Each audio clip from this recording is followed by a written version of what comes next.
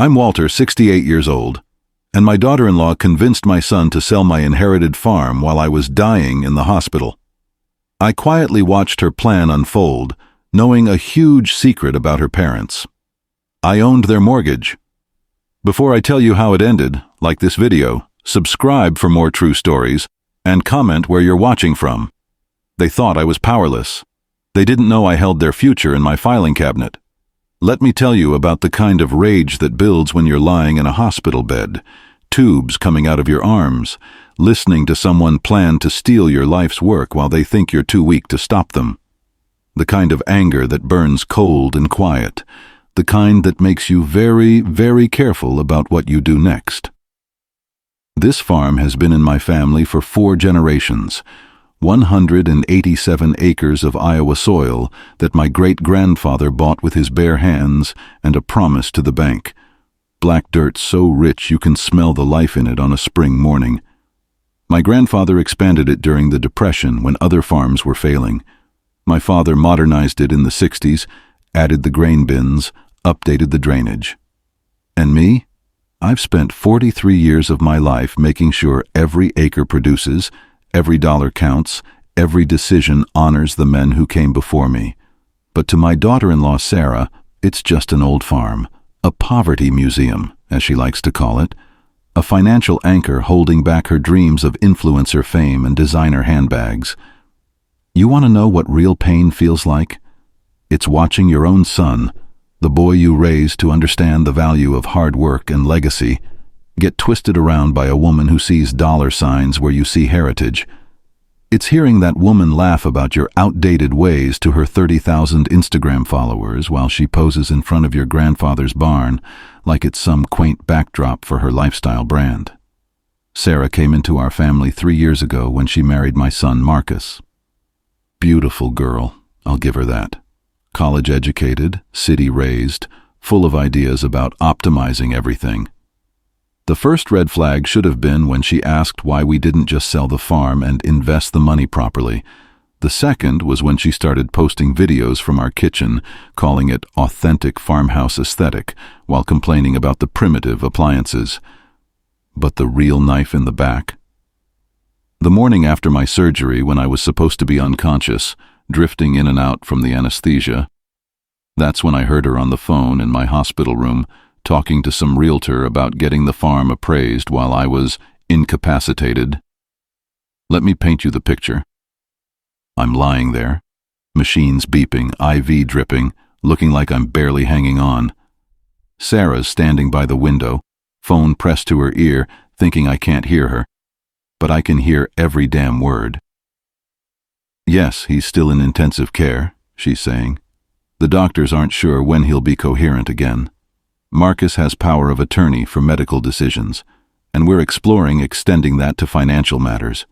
The property needs to be evaluated quickly. There's a narrow window here.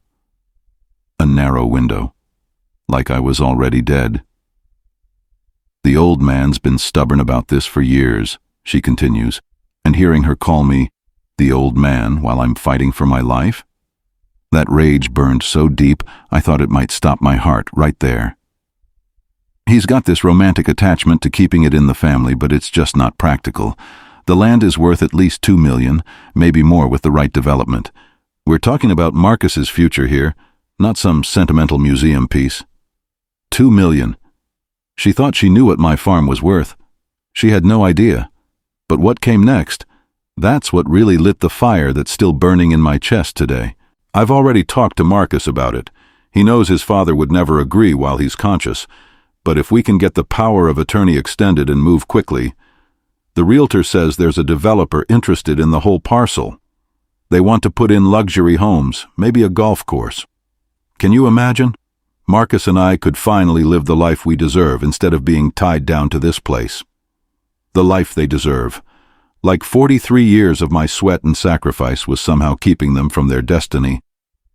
I lay there in that bed, listening to her plan my funeral while I was still breathing, and I made a decision. I was going to let her think she was winning.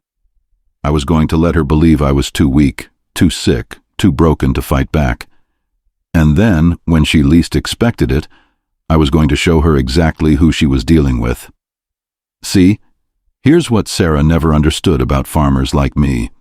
We don't just work the land, we study it, we plan for it, we prepare for every season and every storm. And we keep records.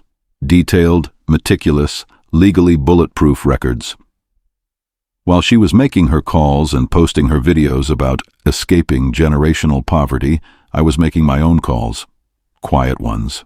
To my lawyer, Jim Morrison, who's been handling our family's business for 26 years, to my accountant, Helen Chen, who knows every asset and every investment I've ever made, and to a few other people who might find it very interesting to know what my daughter-in-law was planning. Because here's the thing Sarah didn't know, the thing that was going to make this whole situation very, very interesting. 3 years ago, when her parents were struggling with their mortgage after her father's business failed, I was the one who bought their note through a small lending company I own. For 3 years, every monthly payment they've made on their house has been coming to me. Her parents, Bob and Linda Patterson, lovely people, salt of the earth, the kind of folks who work 2 jobs each to keep their heads above water. When their local bank was getting ready to foreclose, I stepped in quietly, bought the debt, restructured the terms to something manageable. I didn't want credit for it, didn't want thanks, just wanted to help good people stay in their home. But now that act of kindness was about to become my ace in the hole. You want to talk about irony? The woman who was calling my farm a financial anchor was married into a family whose house floated on my generosity. The influencer who mocked poverty mindset was living off my charity without even knowing it. I spent the next 2 days in that hospital bed, pretending to be weaker than I was, listening to Sarah make more calls, watching her text with realtors and developers, seeing her post Instagram stories about difficult family decisions and choosing your own path. She even posted a video from my hospital room, talking about how life is too short to be trapped by other people's dreams. The comments on that video made my blood boil. Her followers eating it up, telling her how brave she was for prioritizing her own happiness, how toxic family expectations could be, how she deserved to live her best life. Thousands of people cheering her on as she planned to destroy everything I'd built. But there were other comments too. Local people who knew our family, who knew the farm, who were starting to ask questions. "Isn't Walter Patterson still alive?" one person wrote. "That farm has been in their family forever.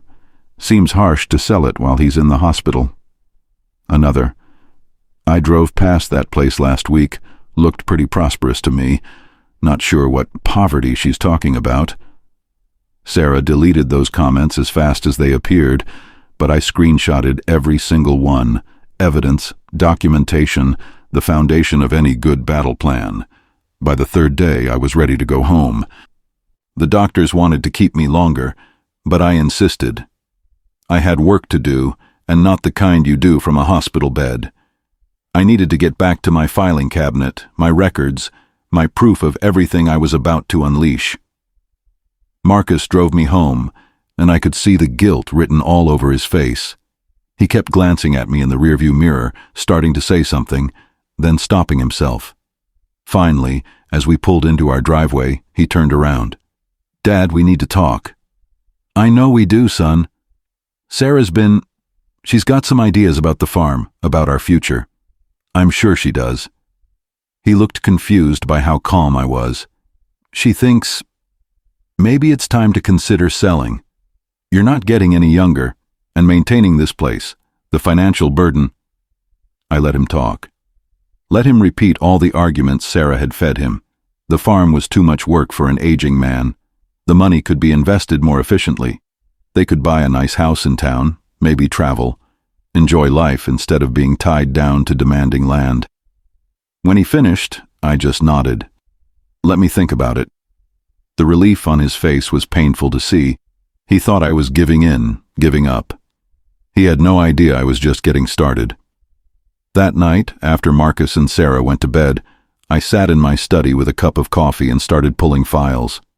Financial records going back decades, investment portfolios they didn't know existed, conservation grants that added value to specific parcels, contracts with specialty crop buyers that guaranteed income streams, the real estate trust documents that protected our water rights, the mineral rights lease that generated quarterly royalties, and there, in a manila folder marked PP Holdings, the mortgage documents for Bob and Linda Patterson's house, purchase agreement, transfer papers, payment history, all legally documented, all completely legitimate, all completely unknown to their daughter who thought she was so smart.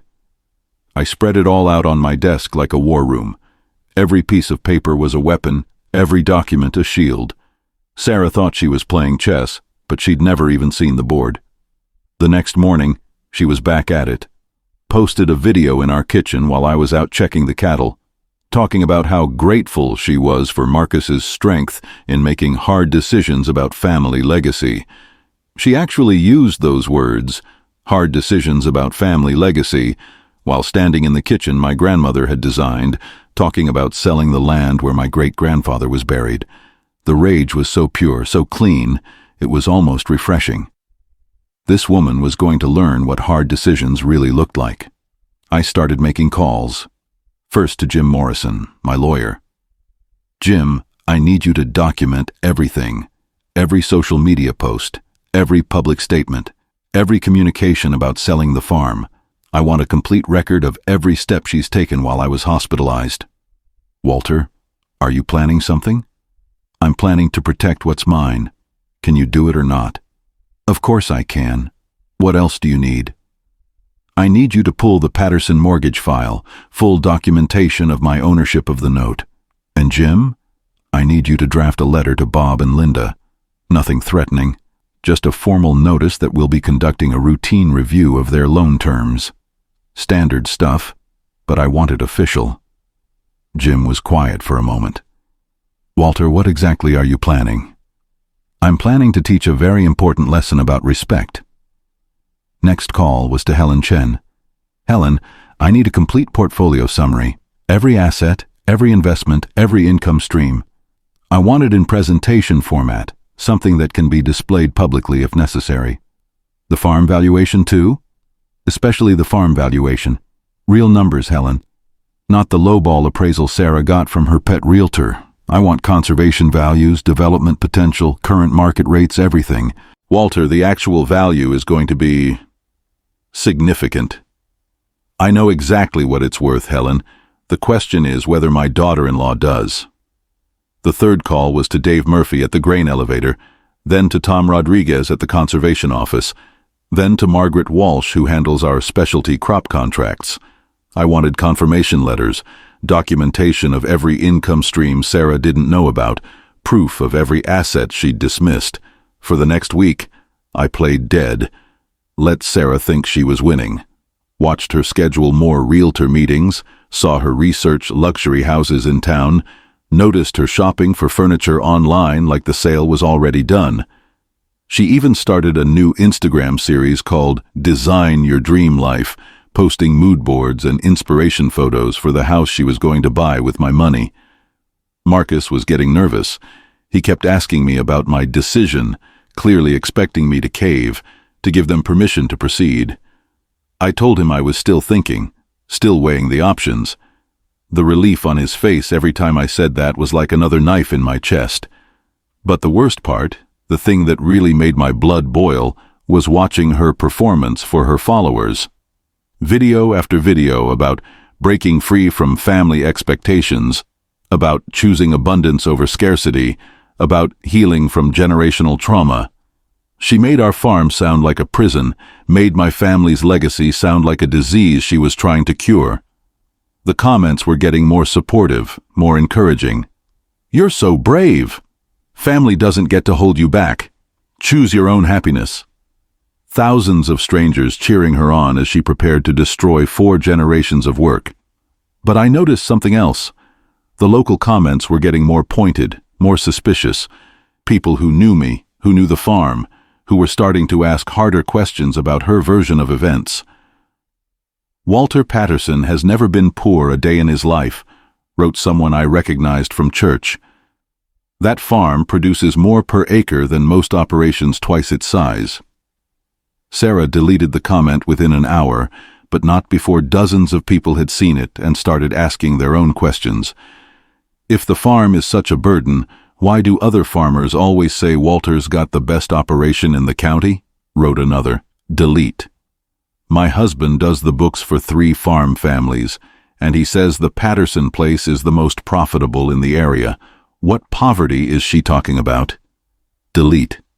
But you can't delete everything, and you can't control what people say away from your social media. Word was spreading around town, people were talking, and what they were saying wasn't good for Sarah's narrative. That's when I decided it was time for the reveal, but I wasn't going to do it quietly, privately, in some family meeting where she could spin it later. No, this was going to be public, documented, witnessed by the whole community she'd been performing for. The annual Community Foundation dinner was coming up in 2 weeks. 500 people, including most of the local business owners, farmers, and civic leaders. The kind of event where Sarah liked to be seen, where she could network and play the role of supportive farm wife for her image. I called the foundation president, Mary Ellen Foster, and asked if I could have a few minutes during the program to make an announcement about the farm's future. Of course, Walter. Are you planning to make a donation? Some kind of conservation commitment? Something like that, Mary Ellen. Something about legacy and responsibility. That sounds perfect. You've always been such a steward of the land. If she only knew. I spent those 2 weeks assembling my presentation. Jim Morrison helped me organize the legal documents. Helen Chen prepared the financial summaries. I had Dave Murphy write a letter confirming our grain production and contracts. Tom Rodriguez provided a conservation assessment showing our soil quality and environmental value. Margaret Walsh documented our specialty crop agreements and their revenue streams. But the centerpiece, the crown jewel of my evidence, was the Patterson mortgage file. 3 years of payments, all documented, all flowing into my account through PP Holdings. The irony was so perfect, it almost made me laugh. Almost. I also had my phone records from the hospital, proving I was conscious and aware when Sarah made her calls. Screenshots of every social media post she'd made about the farm. The recorded conversation I'd legally captured when she called the realtor from my hospital room in my presence. All of it legal, all of it documented, all of it devastating. The night before the dinner, Sarah spent an hour getting ready. Designer dress, expensive jewelry, full makeup for the photos she planned to post. She was glowing with anticipation, talking about all the connections she was going to make, all the opportunities that might come from networking with successful business people. "You should probably rest, Dad," she told me as she checked her appearance one final time. These events can be overwhelming for someone your age, especially after your recent health scare. My recent health scare. Like it was some minor inconvenience instead of major surgery. Like she hadn't spent that time planning to rob me blind. "I'll be fine, Sarah. I've got something important to share tonight." She barely looked at me. "That's nice, Dad. Just don't overtire yourself." Don't overtire myself. The woman who'd been stealing my life's work was worried about me getting too tired. We drove to the dinner in Marcus's truck, Sarah chattering about her plans for the evening, Marcus quiet and tense like he always was now when we were all together. I sat in the back, my briefcase on the seat beside me, watching the farmland roll past in the gathering dusk. This was my land, my community, my people. For 43 years, I'd been a part of this place, contributed to it, helped build it. And tonight, they were going to see exactly what kind of man they'd been dealing with all these years. The community center was packed. Sarah worked the room like the social media influencer she thought she was, posing for photos, making connections, playing the role of supportive farm wife. I watched her charm the bank president, flirt with the mayor, laugh at the county commissioner's jokes. Everyone loved her. Everyone thought she was wonderful. They had no idea what she'd been saying about them, about this place, about the backwards people and their outdated ways. They'd never seen the videos where she mocked their values, dismissed their lifestyle, called their community a place people needed to escape from. but they were about to. When Mary Ellen Foster introduced me, the room fell quiet. 500 people who'd known me for decades, who'd watched me build my operation, who respected what I'd accomplished. They were expecting some nice words about community, maybe an announcement about donating land for conservation. They weren't expecting a war. I stood at the podium, looked out at all those faces, and felt a calm settle over me that I hadn't experienced since this whole nightmare began. This was my moment. This was justice. Thank you, Mary Ellen. Friends, neighbors, thank you for being here tonight. I want to talk to you about legacy, about family, about the difference between earning something and taking it. I saw Sarah's face in the crowd, still smiling but starting to look confused. Marcus was frowning, sensing something was wrong but not sure what. 3 weeks ago, I was in the hospital recovering from surgery. While I was there, someone very close to my family began making plans to sell our farm. Plans made while I was supposedly unconscious, plans that assumed I was too weak to defend what my family has built over 4 generations. The room was dead silent now. Sarah's smile had disappeared completely. Marcus was staring at me with growing alarm. Now I want to show you some things, some documents, some recordings, some social media posts that I think will interest you all. I opened my briefcase and pulled out the first document, Sarah's Instagram analytics, showing her follower count and engagement rates. My daughter-in-law has 31,000 followers on Instagram. She's built quite a brand for herself, talking about farm life, about family values, about authentic living. But I want you to hear what she really thinks about this community, about this life she's been profiting from. I clicked to the first video on my laptop, projected on the screen behind me. Sarah's voice filled the room, crystal clear. Living on this farm is like being trapped in a poverty museum. These people are so stuck in their outdated ways, they can't see the financial anchor that's dragging them down. It's like watching someone choose to live in the past because they're too scared to embrace the future. The gasp that went through the room was audible. 500 people hearing themselves called outdated, backwards, stuck in the past by the woman who'd been smiling at them all evening. Sarah was on her feet now, trying to leave, but Marcus had grabbed her arm. His face was white with shock and anger. I played the next clip. Marcus and I are never going to build the life we deserve as long as we're tied to this place.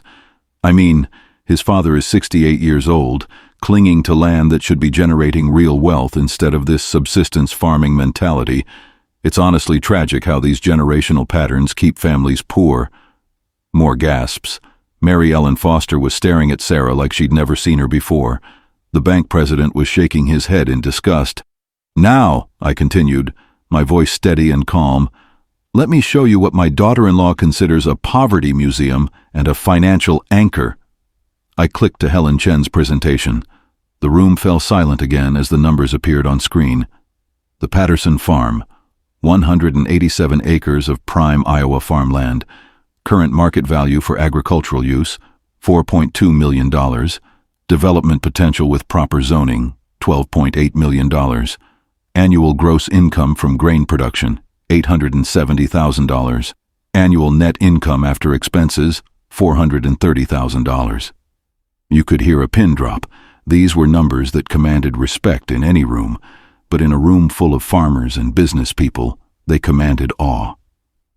Conservation grants received over the past 5 years, $240,000. Specialty crop contracts, $160,000 annually. Mineral rights lease, $75,000 annually. Water rights value, estimated at $1.2 million. Sarah was trying to get to the exit, but she was trapped by the crowd, everyone staring at her, watching her reaction to these revelations. Now let me show you what she said while I was dying in the hospital. I played the recorded phone call. Her voice, clear as day, talking about my narrow window of incapacitation, about moving quickly while I was unconscious, about finally living the life she deserved. The room erupted. People were on their feet, shouting questions, expressing outrage. I raised my hand for silence. But here's the most interesting part of this story. The part that my daughter-in-law doesn't know. The part that makes this situation educational. I pulled out the mortgage documents. 3 years ago, when Sarah's parents were facing foreclosure on their family home, I quietly purchased their mortgage through a small lending company I own. For 3 years, Bob and Linda Patterson have been making their monthly house payments to me.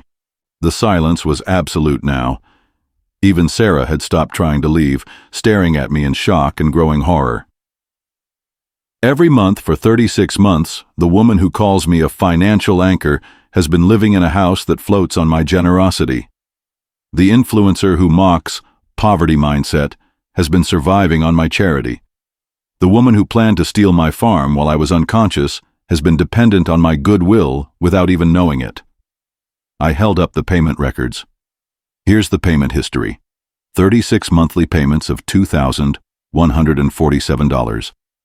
Every check signed by Bob Patterson, every electronic transfer authorized by Linda Patterson, every dollar flowing into my account through PP Holdings, LLC. Sarah's face had gone completely white.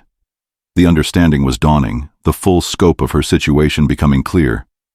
Now, Sarah, I said, looking directly at her across the room, I want you to understand something very important. I've been patient with you.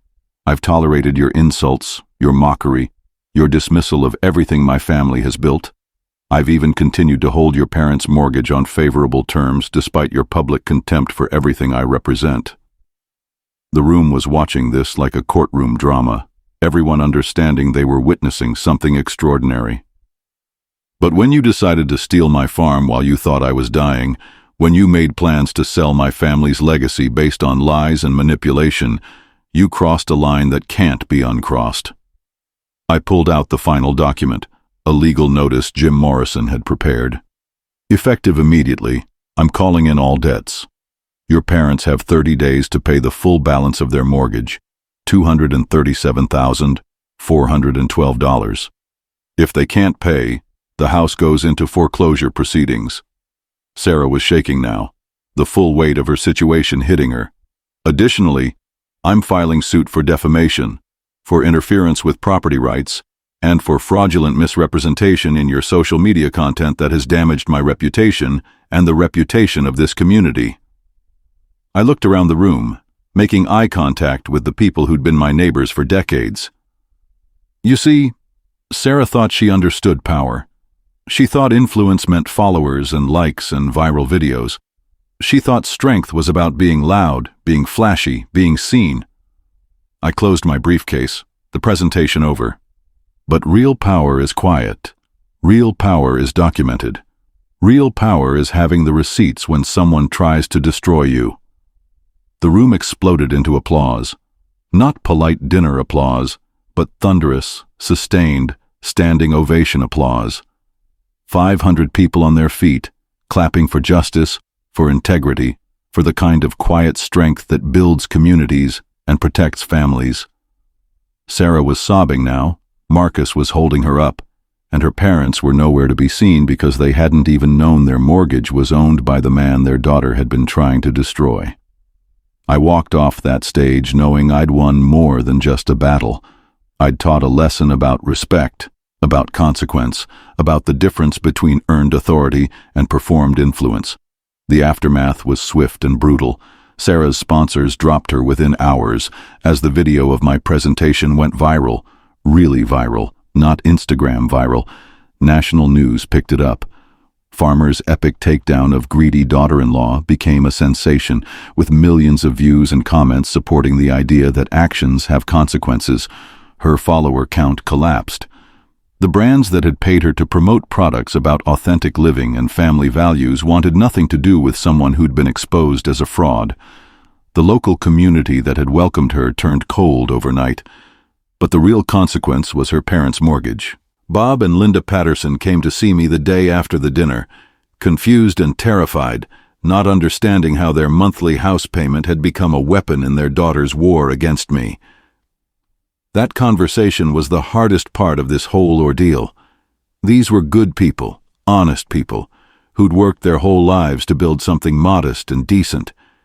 They didn't deserve to lose their home because their daughter was a greedy fool.